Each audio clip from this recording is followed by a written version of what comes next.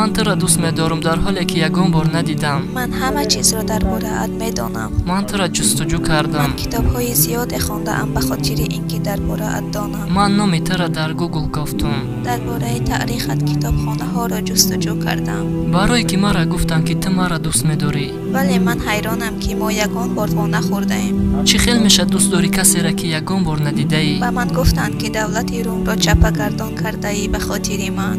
با دولت فارس بهترین جنگاورا را روی کردی به خاطر من. تو آرام بودی. تو جهاد میکردی. تو فقط پیش میرفتی. تو را پس زدن و از زادگاه دراندن. تو را دیوانه میگفتند. و تو توقد میکردی همشه به خاطر من. پس چی خیلی من تو را دوست ندارم. حتی اگر که ما یگان بار وا نخورده باشیم. من گفتم که هر شب آرزو میکنم. هر روز آرزو میکنم. برای که یک روز اقلاً یک ثانیه یک بار چهره مبارک تا ببینم و به دستانم پیشوازت گیرم و تو به من اجازه دهی که از دریای تو آب نوشم. من درباره زیباگیت کتاب‌های زیادی خوندم. من فهمیدم که به تو تکلیف کردن که بایگری زنی بسیارت میتیم. ولی تو دست کشیدی از همه‌اش فقط به خاطر من فهمیدم که کودکا را روی کردن به خاطر که تو را سنگشار کنن. ولی تو صبر کردی و عبادت کردی. من فهمیدم که تو را بایکوت کردن مدت 3 سال. خانه تو را از خود کردند. ای زادگاه دراندند که از همه چیزی نزدیکترین به دلت بود. لیکن با آنها کمی کرد. ولی وقتی اینکه آنها را شبانه ترک کردی، آدمای بهترینشون به خاطر تو را پیگیری کردن روی کردن تا تو را بازگردانند، تا که بکشن همه آرزوها را در دلت که به خاطر ما داشتی. ولی الله نگهبانت شد در پشت تار تارتنک. وقتی که به جای امن رسیدی، شبهای دراز زنده داری کردی، گریه میکردی و عبادت میکردی به خاطر من. اشکان مبارکت از ریشان مبارکت جاری میگردیدند و مانند دریایی که آبش جاری میگردی. همه این به تو قوت داد و باورت قوی گشت تا که با ما وامیخری.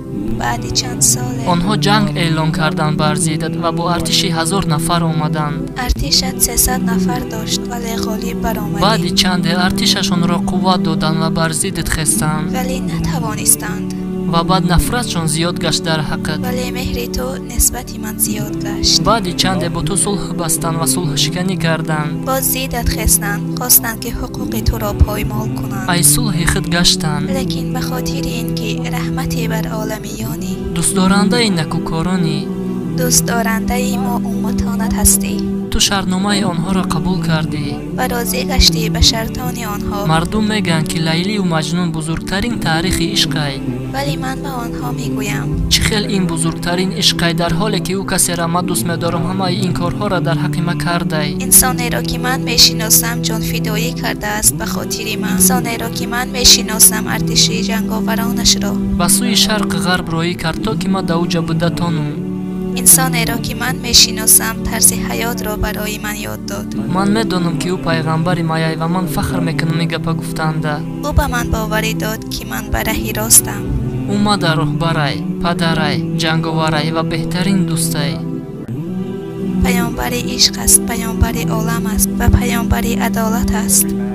برای هر مرد، زن و کودک و برای هر یک مخلوق عالمیان. برای شما یادرسی میکنم که الله مهربان دعای یگان از پیامبرانش را به اجابت نمیماند. گرچند که میتونست در حق پدر و مادرش دعا کنه، ولی در دعاهایش فقط یاد امت کرد، فقط یاد تو را کرد. اکنون فهمیدم که چرا من تو را از خودم زیاد دوست می‌دارم. اکنون فهمیدم که چرا من تو را از خودم زیاد دوست می‌دارم. اکنون فهمیدم که چرا من تو را از خودم زیاد دوست می‌دارم. اکنون فهمیدم که چرا من تو را از خودم زیاد دوست می‌دارم. اکنون فهمیدم که چرا من تو را از خودم زیاد دوست می‌دارم.